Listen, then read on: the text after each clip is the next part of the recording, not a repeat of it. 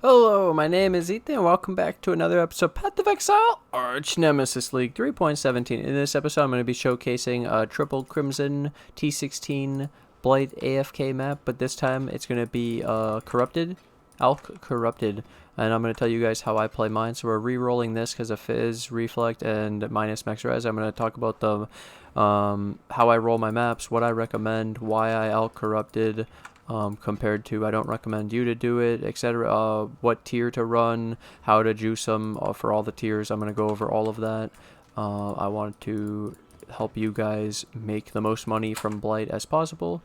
So first, yeah, this is a T16 triple Crimson Alch Corrupted. This is what I'm currently running. Now, I'm only Alch Corrupting because my build's insane, and I still recommend the white or magic, mostly magic, because you can just reroll over hard mods. What is a hard mod? Anything that increases the damage you take, or damage the enemy does, or increases the movement speed of the enemy, or increases the tankiness of the enemy.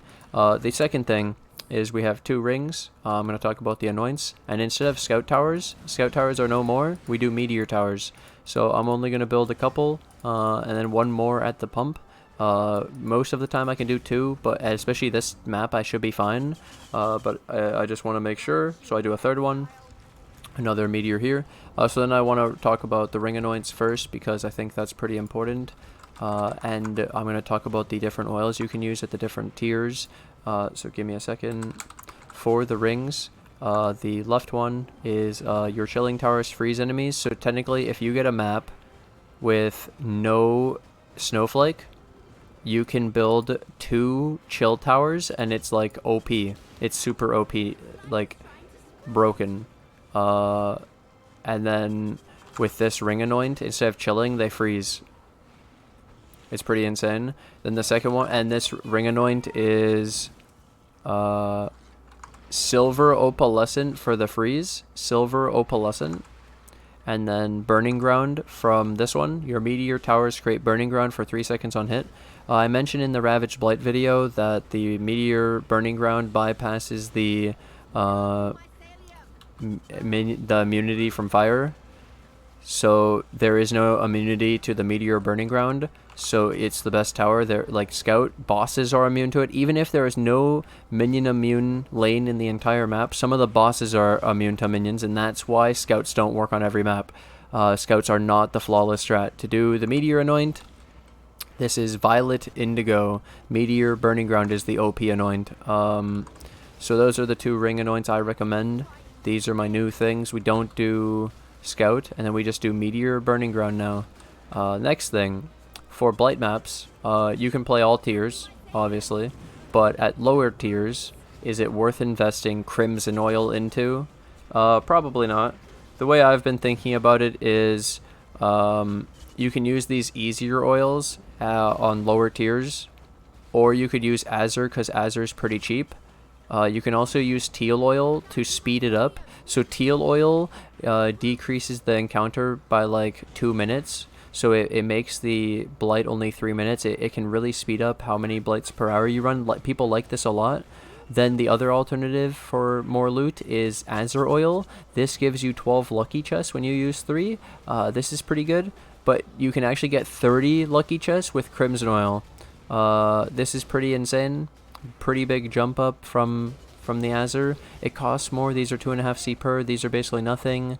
And then Azure teal is really cheap. So what I recommend is tier 11. You could probably already start using Azure. You could probably start using Azure even earlier than that. Tier 11 is when you start getting silver oil. Tier 13 is when you start getting gold oil. I would still use Azure on tier 13. On tier 14, you start getting Blight Ravaged maps, and maybe you can justify using Crimson oil on tier 14 plus, depending. Because of the time investment, and then you get more lucky chests, and it's really good. And like the amount of more lucky chests from Azure to Crimson is pretty big. If you struggle with any of these blights, you can make them easier with clear oil. It makes the monsters move slower. This is broken, like insane, because with minions, they have to path around your minions, the bosses, so if they move slower, they have trouble. That's why you don't roll move speed on the map. Sepia increases the tower damage. The Meteor Burning Ground does quite a lot. And then Amber Oil. Oh, and for AFK, so everyone will want to know like the breakpoints of damage. You're gonna want like 10 to 20 million for T16 AFK Blight. And then I think it's like 2 to 5 for tier 13 T14 and 5 to 10 for tier 15. Yeah. So 10 to 20 million on tier 16 to AFK. And I find the meteors work really well for this. You can also combo in the chill towers. You could use the stun towers. You could use the combo from the ravaged blight in the normal blight, but this is more for the AFK. And then I would mostly recommend normal magic because when you make these rare, you're going to roll mons that you don't like, and you're going to have to use a chaos and spend more money on them. The map's only like 13C, and so you don't want to spend more money on it because it's not worth it. The amount of currency you print off of just the base map without needing the extra quantity over from magic to rare isn't that big. The reason to vaal it, making it corrupted, you get a chance to get a tainted oil. I find the chance for tainted oil extremely low on normal blight maps to where it's not actually worth it. I've just been testing it myself because I'm able to do rare corrupted AFK, so it's kind of a why not do it and see what happens. It hasn't been that insane, and if it causes you to fail blight maps, it's probably not worth it, is my overall point. And teal oil does fit in here pretty well. I'm not going to go into the blight ravage stuff because I have a blight ravage map. Easy egg, dude. Loot explosion, 131 quant, easy, rare, corrupted.